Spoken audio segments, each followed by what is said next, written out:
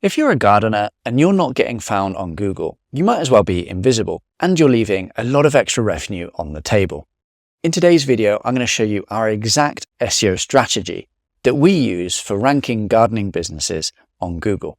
So let's dive straight into the video. Today, I'm going to show you our 6-step process that you can use in order to get your website ranking at the top of Google. I'm going to clearly lay out all of the steps that you need to take so that you can implement these strategies for yourself. If at any point you would like some help with it, or if you would like us to do it all for you, then please do get in touch. There's a link in the description below. If you're watching this video, I'm going to assume that you know what SEO is, the process of getting your website to the top of Google. There's one reason that I love SEO, and that is because in my experience, it tends to drive the best customers. If you think about it, the customer that is searching for your service or product is going to be the best type of customer because they're going to stick around longer, they're going to convert better on your website, and because they've already decided that they need your service. So without further ado, let's dive into this 6-step process. Step number 1 of any good SEO strategy is keyword research. This is the process of understanding what do people actually search on Google in order to find your type of business. Doing solid keyword research will help us position our website for the right terms. After all, there's no point in building a website and having a strategy around a keyword that nobody searches. I mean, what is the point? The easiest way to do keyword research is using a tool called Ahrefs. They have lots of data around what people are searching in Google. The way to go about it that I recommend is go to the Keywords Explorer, type in the term for your industry, and then click search. Then, once that's loaded, head over to matching terms. This will then give you a really large list of all of the keywords that contain your service or product. Go down here and select all of the keywords that match your service. Eventually, you'll have a big list of lots of keywords that are very relevant to you. So you want to put those in a spreadsheet, with one column being the keyword and another column being the search volume. And that will give you a good idea of all the different keyword options that you have that you can optimize your website. Now, save that and we'll come back to that a bit later in one of the other sections of the video. Step number 2 is competitor research. Wouldn't you love to know all of the numbers behind your competitors? Well, with SEO, you can actually do that.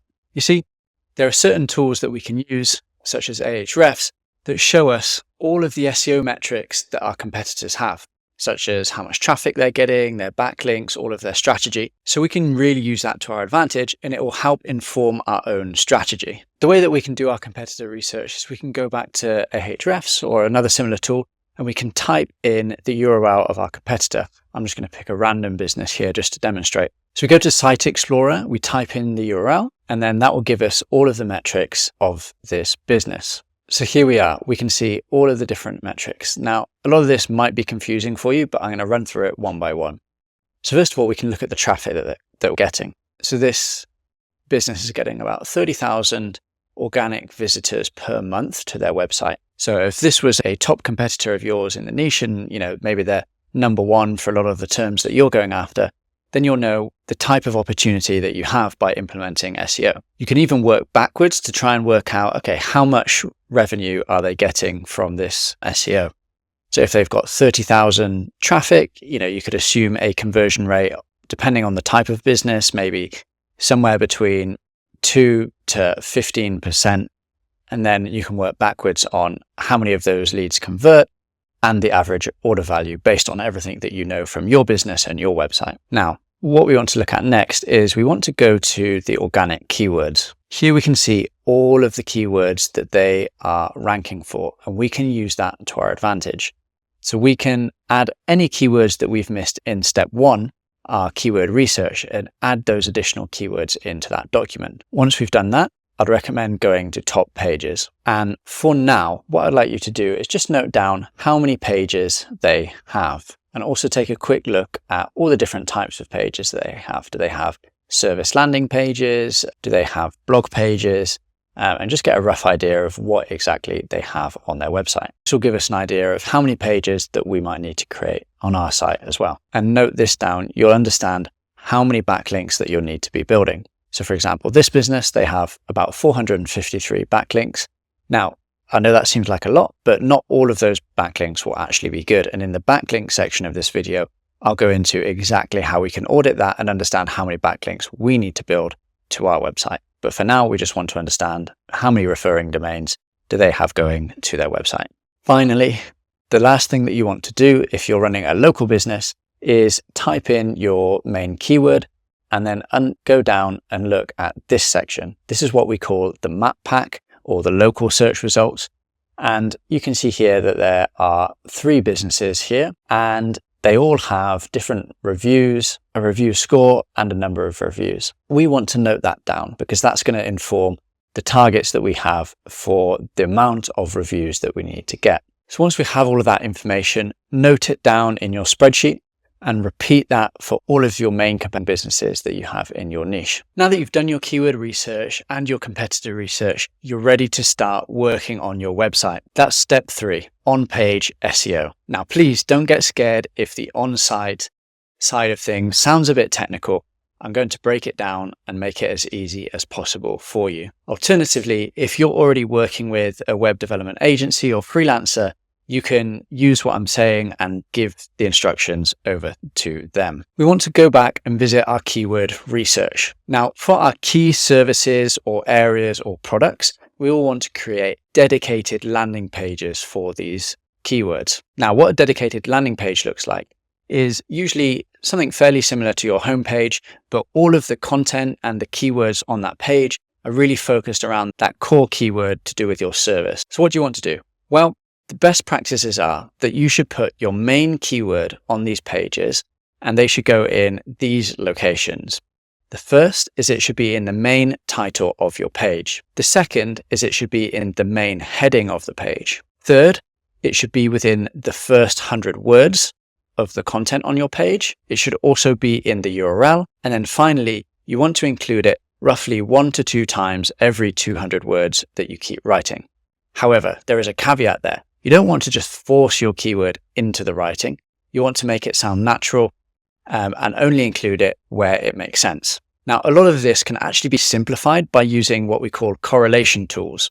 So correlation tools look at the results for your keyword that are on page 1. They'll do a lot of calculating and magic in the background, and then they'll tell you exactly how many times that you should include your keyword, where you should include it, all of the other similar keywords that you should include within your writing. And then it gives you a score that you can use to evaluate your writing. So some of these tools are Surf for SEO, and I like to use it just to make this process really easy. Finally, the last thing I'd like you to do on your on-page is include an FAQ section. So you can get FAQs by, number 1, thinking about what are the common things that your customers ask you when they inquire about this service. And then number 2, if you go to Google, search in your main keyword, then scroll down to the people always ask section.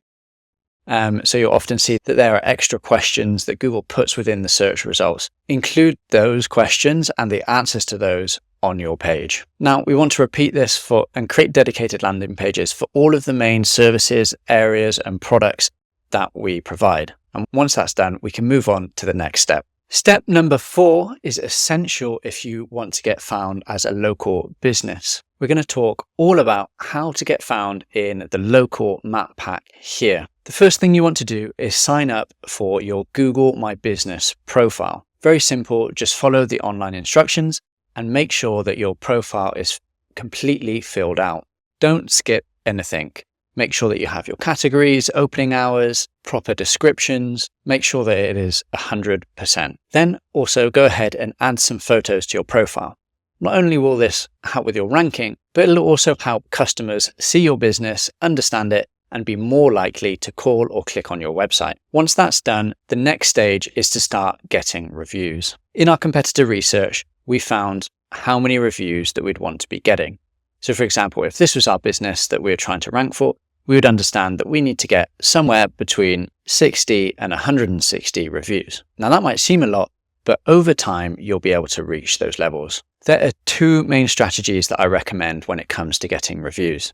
The first is to go back to all of your happy and loyal customers and send them a personalized message asking if they would be happy to leave you a review, and that it would be really helpful if they were able to do so. Most times, if you've done a good service and that your customers are happy, then they'll want to help you. The second is, for going forward, I always like to incentivize employees to get reviews. You can offer them a cash bonus, a gift card, or a special reward. You could even have a ranking table of all your employees on who's managed to get the most reviews from their customers. And this will just remind them that they need to keep asking their customers whenever they speak to them to leave a Google review on your profile. It helps to turn it into a bit of a game. It helps create the right incentives. And of course, they'll also want to give an even better service so that they can get the good reviews. And that's it. That's quite a simple process to get your business ranking up here in the top of the map pack. On to step number 5. If you've made it this far, you're doing a great job and you'll be rewarded for all of your efforts by Google. Step number 5 is creating blog content. So why is this important? Surely we've already created landing pages for our main keywords. Why would we need to go after blog and informational content? Well, informational content can be really useful. There are 2 main benefits. The first is it helps Google understand your website, what it's about, and your expertise on the subject. The second is it can also be used to attract customers. Let me explain. Not every customer is searching on Google for a solution. Often they're trying to find out more information about problems that they're having. From a marketing perspective, we say that they are higher up the buying funnel. So if we're able to get potential customers on our website before they realize they need the solution that we provide, we can either capture their details during that point, help them understand that they might need our solution, or if we're getting really clever, eventually we can start using things like meta ads to retarget them on Facebook and using our meta pixel. So how many articles should we be writing? What should we write about? Well, the first thing is we want to understand how many articles our competitors have written. So go back to your competitor research notes from step 2, look at how many pages they have and how many of those pages are informational blog articles. We'll want to write about the same amount, but let's try and go a little bit further and write even more, maybe say 10 to 20% more. In terms of what we should write about, well, we can write about exactly what our competitors have been writing about, but you can also revisit step 1 to understand what informational keywords there were in your niche. When you're doing this, remember, if you can, use a correlational tool like Surfer SEO, and if not, then just remember the best practices of a keyword in the title of your page, a keyword in the main heading, in the first 100 words, in the URL, and 1 to 2 times for every 200 words that you write. Now, it can seem very overwhelming if you have to write lots and lots of blog articles. What I'd recommend is breaking this down into a monthly target. So instead of having to write, say, 20 articles in month 1, what you can do is split that over 6 months and maybe write 3 to 4 articles per month. That'll help it be a lot more manageable. But if we do have the option, I always prefer to batch create all the content up front. That's because the sooner we get that on the website, the sooner that Google is going to discover those articles and going to start sending us traffic. Another option might be to work with a freelance writer or a content creation agency. Now, we've done a lot of foundational work here, but step number 6 is what is really going to drive the increase in rankings for our website. These are backlinks, and you can think about them as the fuel to our fire. Backlinks are links coming from other websites to our website, and there are many different types, and I'm going to explain exactly how many you need to build, what type, and how to do it. Now, there are many types of backlink, but I've tried to simplify it with something that I came up with called the link building pyramid. So you can see here my post on LinkedIn. If you look at the bottom, that is our starting point. That is something called foundational links. These are the type of links that any normal business should expect to have. They are links from our social profiles. So you want to go ahead and set up all of the different social profiles, Facebook, Instagram, LinkedIn, also some of the less known ones, maybe Reddit, Pinterest, and make sure that all the profiles have a link back to your website. The next is directories. So even if you don't have a physical location, it's worth getting directory listings because this, again, is just another foundational link. They're very cheap, easy, and quick to build, so it's just worth doing. Once we've got those out the way, it starts to get a bit more fun. We go on to the next tier, which is relevancy. Here we build relevancy by getting posts on other people's websites that include a link back to ours. These are called guest posts. And in most cases, we'll have to pay the website owner to post that on their website with a link back to us. You can expect to pay anywhere between $100 and $400 per post on the quality of the link and the website that it's linking from. The good thing about this is that we can usually control the topic that we have. So we'll want to make sure that the topic of the post is really, really relevant to what we're providing as a business. The second strategy that we can use here is something called link insertions. This is where we go to an existing post on somebody's website and we try and get a link within that post. Again, we usually have to pay for them to insert that link. Finally, in the top tier, this is what I call the authority tier. And this is where things truly do get really exciting. These types of links are the best links from major media websites, and we achieve this by doing PR activities. These are digital PR and journalist requests. Journalist requests are when a journalist posts something, say for example on X, where they're looking for a source or some sort of insight to add to one of their stories. If we respond to those and we add valuable insights that they can use, then they will quote us in the story, and oftentimes they'll include a link back to our website. This is a really great way to build some top quality links. But the thing about journalist requests are there are only a certain amount of them available. So if we're really looking to grow our link profile and scale up our link building efforts, then digital PR is really the strategy that we want to be following. Digital PR is where we're sending out interesting insights, data, or advice to journalists that they can use as the basis of an article. Now, the reason that this works is because journalists have very high targets in terms of what they need to write. Maybe they've got to write like 8 articles per day. So if we can send them something that is interesting and useful that they can turn into an article, well, they're going to be grateful for that. And as a return, they'll credit us as the source and include a link at the same time. And that is how we get featured on major media websites such as Forbes, USA Today, and the New York Post. Now, this is our bread and butter as a company. We do link building, and specifically we do digital PR link building. So I just want to show you an example of a campaign that brings this strategy to life. So there was a client with us, they ordered 10 links. We delivered 24 because their campaign went, and they got links from some of the UK's media websites, The Mirror, which is a DR90, The Sun, another DR90, Express, Wales Online, Daily Star, Daily Record. So these are all really massive links that they were getting here. So what did we do to do that? Well, they were a plumbing retailer, and we came up with a campaign that used their spokesperson and gave advice on how to avoid mold within your bathroom. So we came up with this because we'd researched all the types of topics that journalists write about, and we noticed that the year prior, this was a talked about topic. So we were able to put our own spin on it, add in a really relevant expert, and send it out to journalists, and they loved it. Now, the number one question I get from customers is, how many links do I need to build? Well, what we can do is go back to our competitor research and we can look at how many links our top competitors have. We'll want to use that as a benchmark for us to achieve and then beat. So if we go back to the example website we looked at earlier, we can see they have 40 links, which might seem like a lot of links, but it's actually quite achievable. Once we break it down, we can see what types of links they have. I would go ahead and estimate that there are a lot of links in here that are just not that relevant. You can see that there are all sorts of random websites that have just scraped the web and they've just got a link back from this very spammy website. So we can usually imagine that anywhere between 25 and 30% of those links are not so great. So let's say that they've got 300 links that we need to get. Well, a lot of those will be foundational links, such as social media profiles and links from directories. So say that makes up another 100, then the rest will likely be, then we can eliminate anything that's under DR30, because really those types of websites, they don't drive a lot of power. So you can see that brings that down to 170 links. So again, if we take out all the spammy ones from that, maybe there's about 100 links that we might need to build for this website.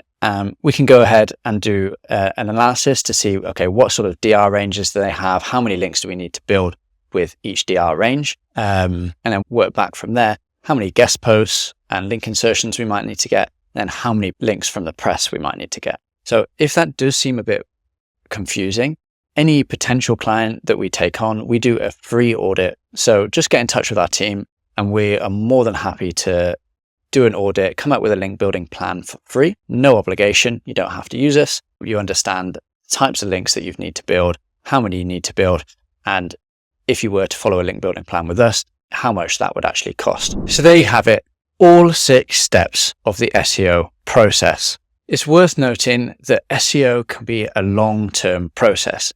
Don't expect to see results in the first few days. If you think about it, it's going to take a while to do all of that work that we've just gone through, to create the pages, build the backlinks, and then once we've created it, we actually need to wait for Google to crawl and discover all of that content and backlinks. And then after that, there's still going to be a delay for the rankings to take effect. So it's going to take several months of hard work and then several months of waiting to start seeing our results. But the wait, I promise you, is worth it, because if you can be consistent with your effort, you'll end up getting consistent results and consistent leads and sales coming through your website. One final parting bit of advice would be to come up with a plan of action.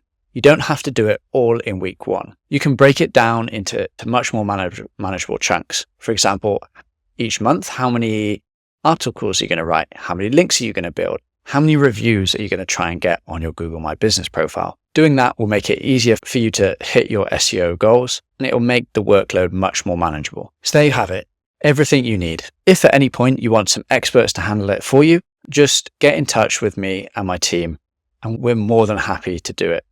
Just click the link in the description. Thanks for listening.